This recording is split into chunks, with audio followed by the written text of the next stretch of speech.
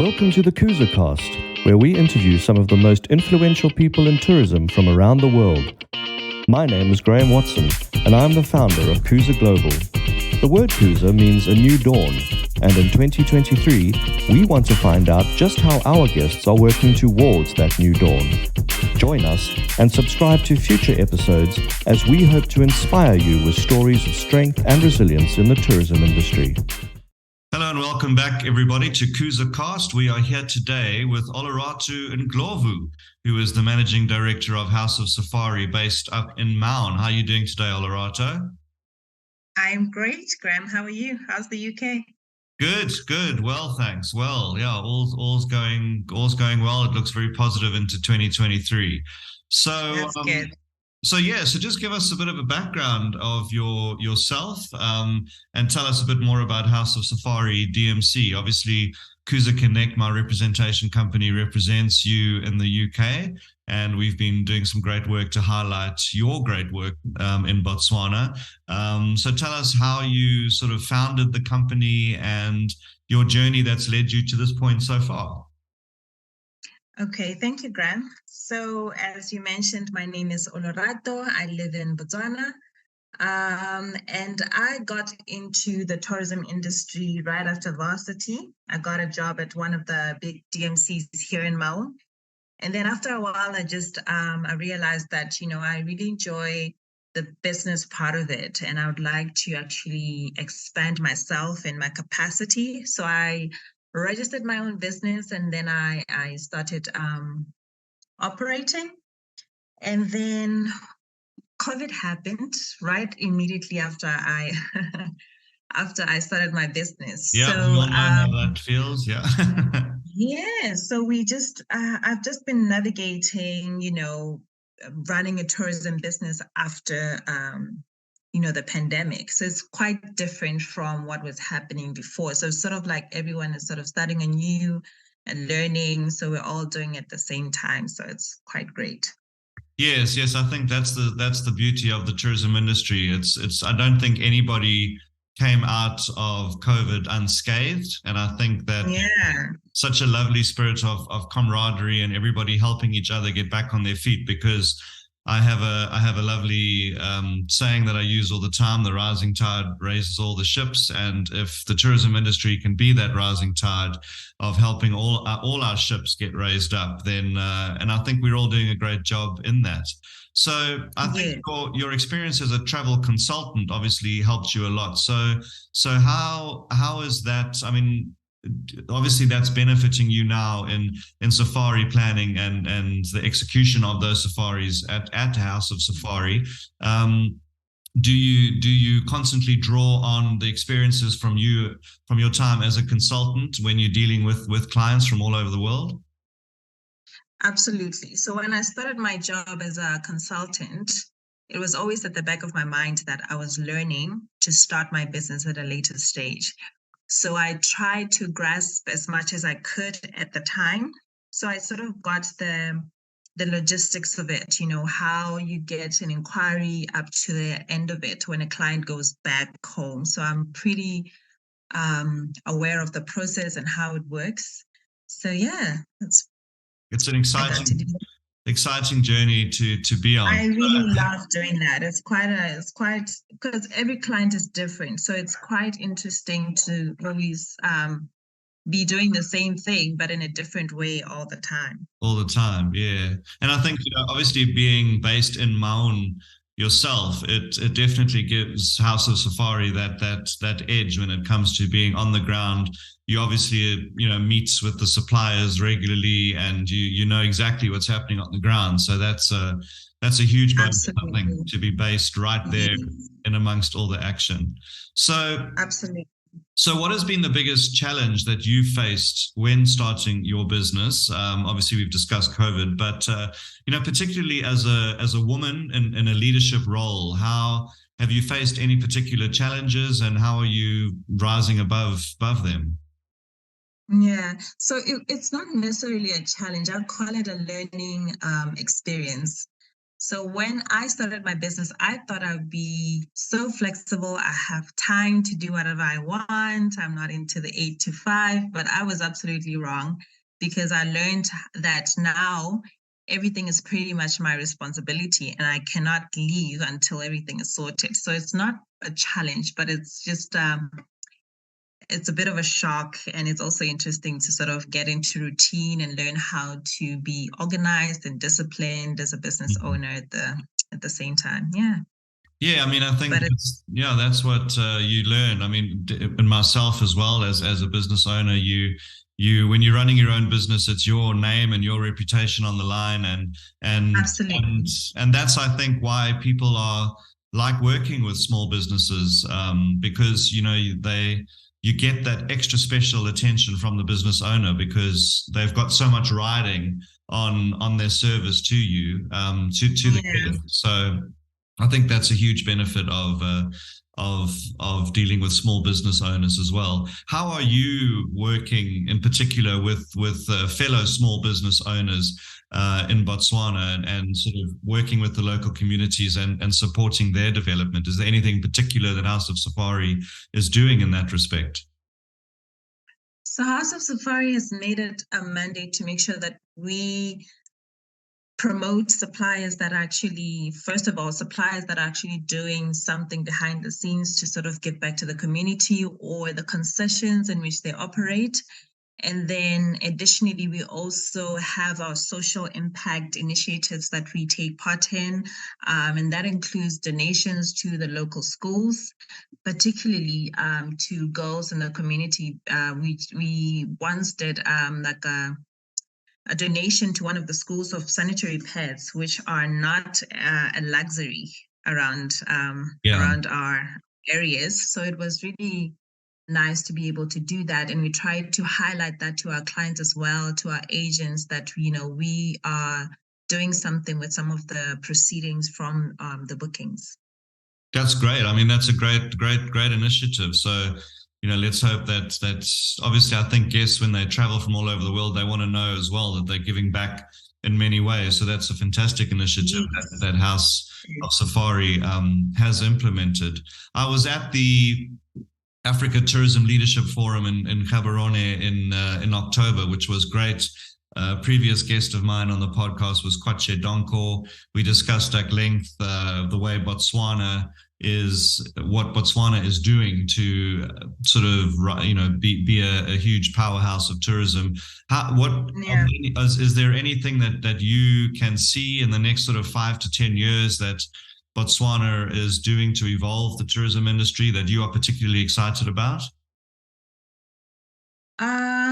Yes, absolutely. I like that Botswana is very serious about conservation, and I see that happening. I see that improving in the later years. Even the poaching problem that we currently have, the government is doing a lot to make sure that that is sort of reduced, or it doesn't take place at some point. So I hope in the next 10 years we are at a place where we're not worried about poaching. There are a lot of initiatives in place to make sure that that is something that doesn't happen anymore.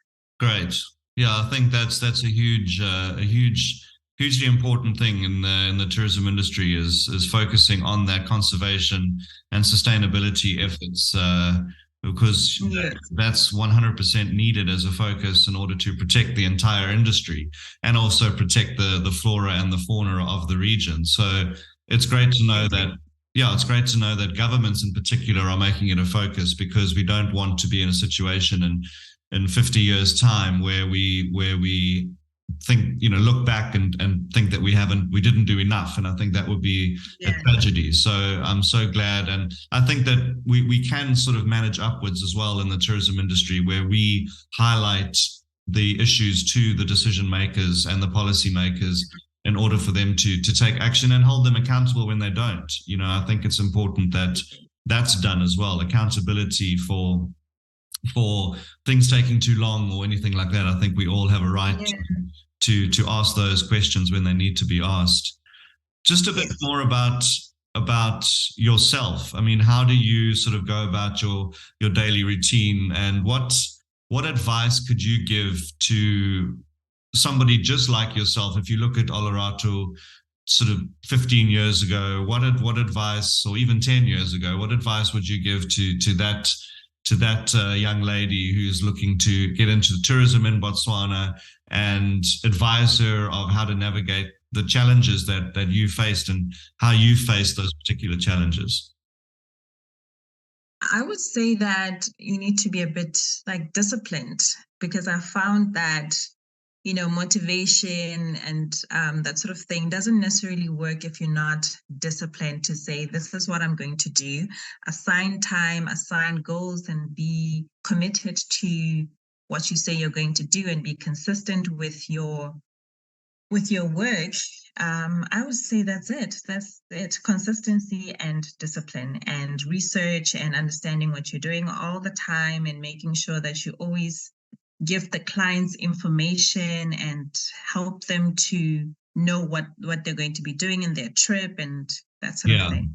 Yeah, it's so important to stay on top of trending sort of things that are happening in the industry, what's new, what's exciting, and constantly just publishing that and staying on top of how to enhance a guest experience. And I also think it's important to let the younger people know that there are going to be huge setbacks.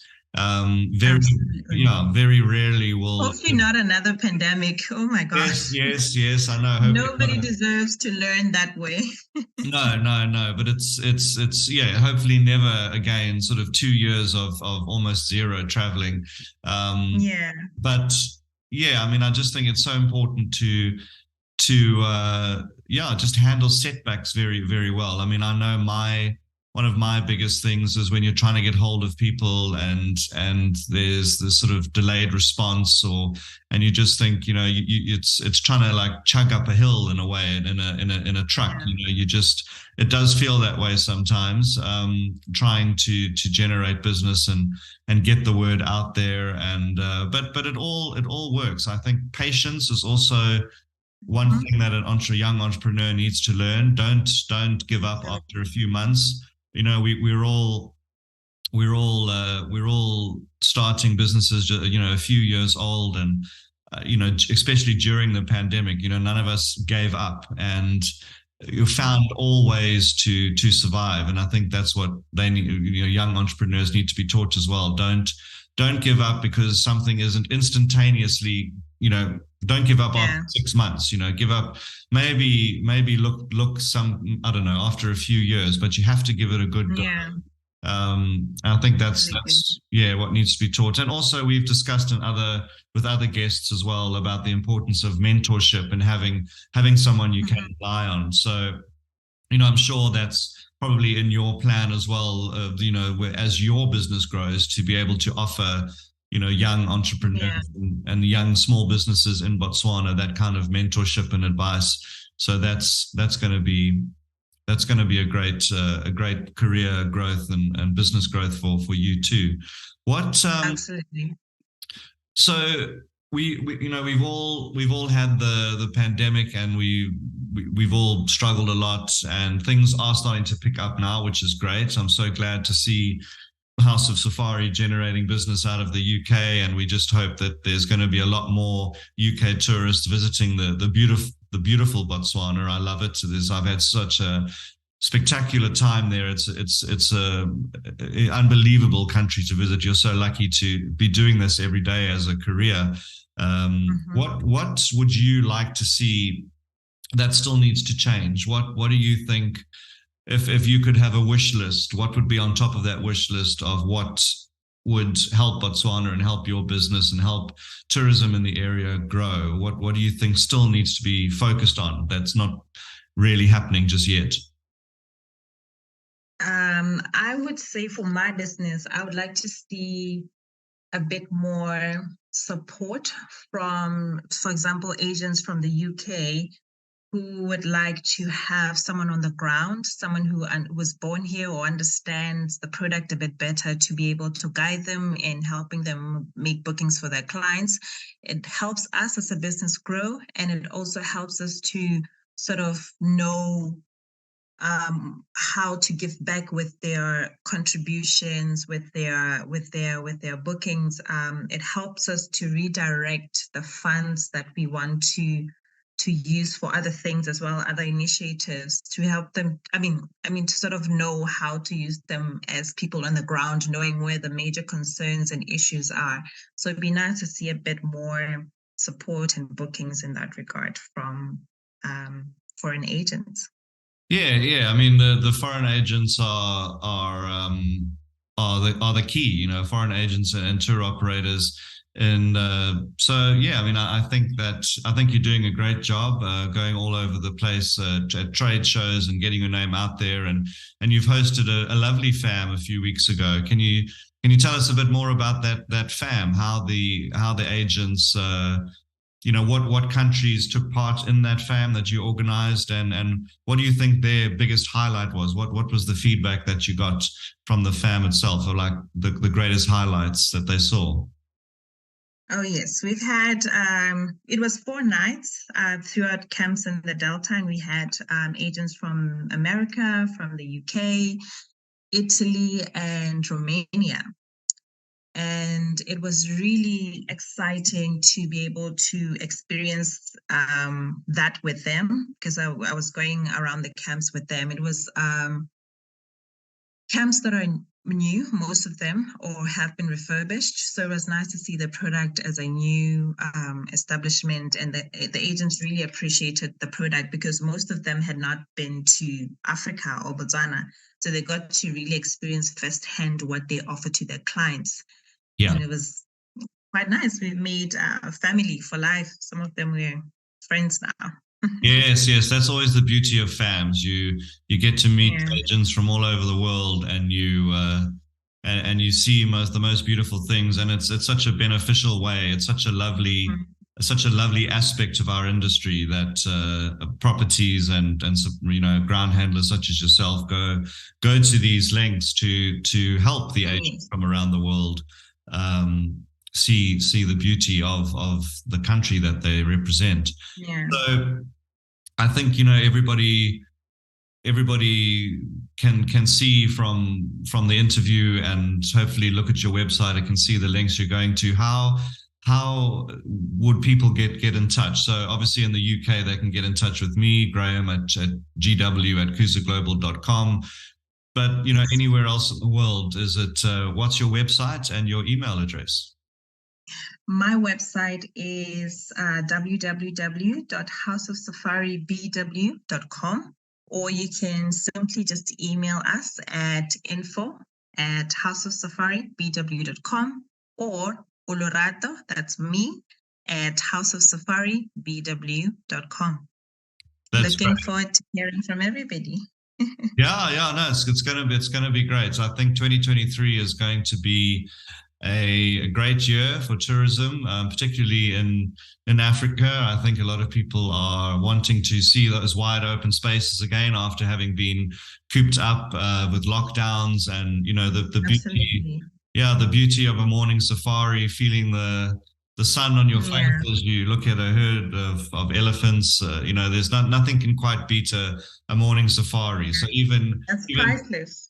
Yeah, and even if guests sometimes you're feeling a bit tired, don't miss it. Don't miss that morning safari, and of course the evening safari as well. I mean, safaris just in general. I mean, the drink stops, the sundowner stops, overlooking the most beautiful scenery as the sun goes down while you sipping on your favorite drink. I mean, those are. If you talk about creating lifelong memories for yourself, I think those are the memories that people will always remember for the rest of their life. Absolutely. Olorato, thank you so much for taking the time to be a guest on Kusa Cast, and we'll hopefully chat with you in the near future to see how the progress of the business is going. And I wish you all the best, and we will work. You and I will work very closely on highlighting your business all over the world. So I look forward to that. Thank you for the invite, Graham, and thank you for the opportunity. See you again, or talk to you again soon. Thanks, Olorato. And that was Olorato Ndlovu from House of Safari, based in Maun in Botswana. All the contact details will be in the text, and also we've discussed them during the podcast itself. So thanks again, Olorato, and we will chat again soon. Cheerio. Thanks for listening. And if you enjoyed the conversation, then please subscribe, leave us a great review, and even check out our Patreon page. Until next time, I'm Graham Watson, and thanks for listening to the Kusa Cast.